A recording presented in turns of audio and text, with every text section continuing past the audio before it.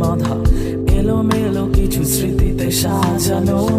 তুমি আমি আর ওই হারামি সার্কেলটা, কিলো হেঁটে হেঁটে ভাবছি কত শত। তিন শেড ছায়া ছোট্ট টংটা ঘিরে বসে মনে পড়ে ফেলে আসা দিনগুলো। ক্লাস ড্রপ আর হাজারো গানের ফাঁকে, মামা শুধু চা নাকি আরো কিছু। হুট করে টুরে সবগুলো রেডি, পাশে গলা ছেড়ে কেউ জেমস কেউ এবি। আসসালামু আলাইকুম, আমি শিমুল আবার নতুন একটি ব্লগ নিয়ে আপনাদের মাঝে হাজির হলাম। আশা রাখি আল্লাহর রহমতে আপনারা সবাই ভালো আছেন। আর এই ব্লগটি শুরু করছি আমি কোনো একটি বিকেলবেলা। আর বিকেলবেলা আমার ছেলে আর বোনের ছেলেকে নিয়ে একটু ঘুরতে বের হয়েছিলাম। আর আমি গিয়েছিলাম হচ্ছে দোয়েল চত্বরে। আর যারা ঢাকায় থাকেন তারা সবাই দোয়েল চত্বরটি চিনে থাকেন। তবুও আমি বলে দিচ্ছি, দোয়েল চত্বরটি যারা চেনেন না আমি তাদেরকেই বলছি, এটি ঢাকা শাহবাগে অবস্থিত। আর দোয়েল চত্বরে কিন্তু খুবই বাহারি রকমের ঘর সাজানোর জিনিস পাওয়া যায়। যারা এসেছেন তারা হয়তো জানেন এখানে কি কি পাওয়া যায়, তবু আমি একটু বলে দিচ্ছি। এখানে ঘর সাজানো বিভিন্ন রকম ওয়ালমেট, বিভিন্ন রকম ফুলদানি, ফুল, মেয়েদের অর্নামেন্টস, ব্যাগ, তারপর আপনার ঘরে যে আমরা কর্নারে ফুলদানি রাখি সেগুলো, মাটির তৈরি জিনিস, টেবিল ল্যাম্প, মানে আরও অনেক কিছু পাওয়া যায়। আর দেখতে কিন্তু খুবই সুন্দর এখানের জিনিসগুলো, মানে সবারই চোখ জুড়িয়ে যাবে। অনেকে বলে থাকে যে দোয়েল চত্বরে নাকি জিনিসগুলো খুবই কম দামে পাওয়া যায়, কিন্তু আমার কাছে কিন্তু সেটি মনে হয়নি। এই যে এখানে কিন্তু যে জিনিসটি আমি হাত দিয়েছি প্রচুর দাম চাচ্ছে, আমি কিছুই কিনতে পারিনি, মানে এত দাম চাচ্ছে তারা।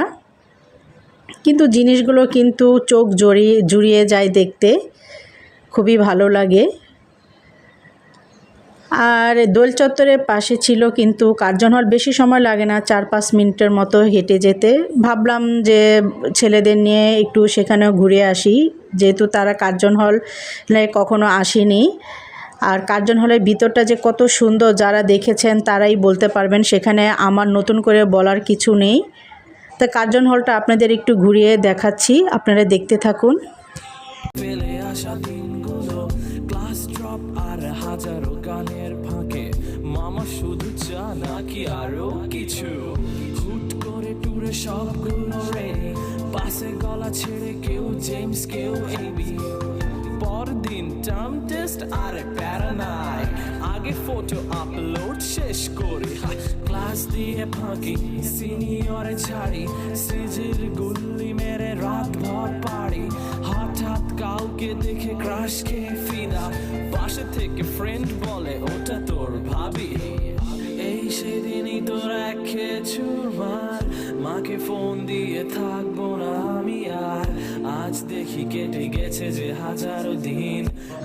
কার্জন হলের ভিতর কিছুক্ষণ ঘোরার পর আমরা বের হয়ে গেলাম, যেহেতু বাবুর বাবা আমাদের জন্য ওয়েট করছে একটি রেস্টুরেন্টে, আমরা সেখানেই যাব খেতে। আর রেস্টুরেন্টটা কিন্তু আমি যেখানে থাকি তার কিছুটা দূরে ছিল রেস্টুরেন্টটা, আমরা সেখানেই যাচ্ছি, সেটি আপনাদের সাথে শেয়ার করছি।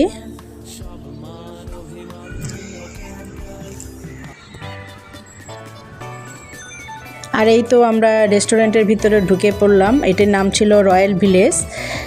আর রেস্টুরেন্টটা কিন্তু ছোট হলেও দেখতে কিন্তু খুবই সুন্দর ভিতরে। আর যখন আমরা গিয়েছিলাম তখন মানুষজন সেরকম ছিল না, আমরা আর 2-1 জন ছিল। আর এখানের খাবারটাও কিন্তু খুবই ভালো, আমরা কিন্তু এখানে প্রায়ই আসি খাওয়ার জন্য।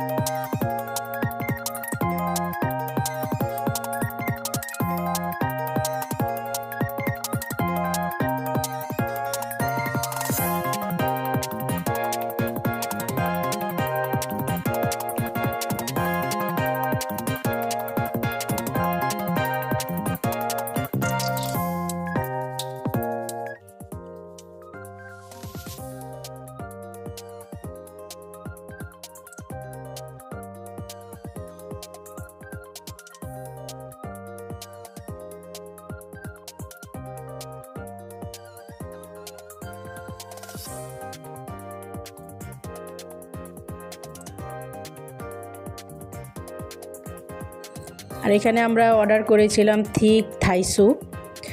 আর থাই স্যুপটা কিন্তু অসাধারণ ছিল খেতে। আপনারা কিন্তু স্যুপটা দেখেই বুঝতে পারছেন এই গ্রেভিটা কতটুকু দেখতে। এটা দেখতে যেরকম অসাধারণ, খেতে কিন্তু তার চেয়েও বেশি টেস্টি। আর তার সাথে ছিল, আমরা নিয়েছিলাম আপনার ঝাল চিকেন ফ্রাই, তারপর ছিল আপনার ফ্রেঞ্চ ফ্রাই, আরেকটি ছিল মাটনের একটা কারির মতো, সেটার নামটা আমি এই মুহূর্তে ভুলে গিয়েছি। এই রেস্টুরেন্টের খাবার কিন্তু খুবই অসাধারণ। আমরা কিন্তু আরও কয়েকবারই এই রেস্টুরেন্টে খেয়েছিলাম। আর এই তো আমার ছেলে তার বাবাকে খাবারটা পরিবেশন করে দিচ্ছে। আর সেই সাথে আমরা নিয়েছিলাম কোল্ড কফি। সাধারণত আমি কোনো রেস্টুরেন্টে গেলে অন্যান্য খাবার আমি খাই বা না খাই, কিন্তু আমাতে কোল্ড কফি বা লাচ্ছি আর যদি ফালুদা থাকে, তাহলে যে কোনো তিনটার একটা জিনিস আমি সবসময় অর্ডার করে থাকি, কারণ এগুলো খেতে আমার খুবই ভালো লাগে। তো আজ আশা রাখি ভিডিওটি আপনাদের ভালো লেগেছে। তো সবাই সুস্থ থাকবেন, ভালো থাকবেন। আর এই গরমে সবাই ঘরে থাকার চেষ্টা করবেন, কাজ না থাকলে বাইরে বের হবেন না। আর আগামীকাল আরেকটি নতুন ব্লগ নিয়ে আপনাদের মাঝে হাজির হওয়ার চেষ্টা করব, সেই আশা রাখি। আল্লাহ হাফেজ।